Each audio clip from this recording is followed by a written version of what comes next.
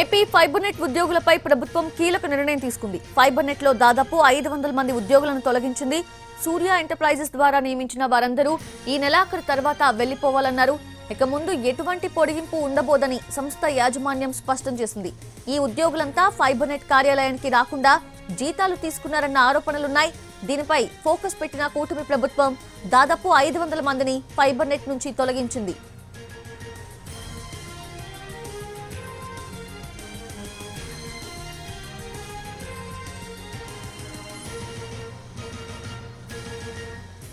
AP fibre net ఉద్యోగులపై ప్రభుత్వం కీలక నిర్ణయం తీసుకుంది.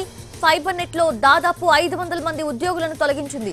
సూర్య ఎంటర్ప్రైజెస్ ద్వారా నియమించిన వారందరూ ఈ నెలాఖరు తర్వాత వెళ్లిపోవాలన్నారు. ఇక ముందు ఎటువంటి పొడిగింపు ఉండబోదని సంస్థ యాజమాన్యం స్పష్టం చేసింది. ఈ ఉద్యోగులంతా ఫైబర్ నెట్ కార్యాలయానికి రాకుండా జీతాలు తీసుకున్నారన్న ఆరోపణలున్నాయి.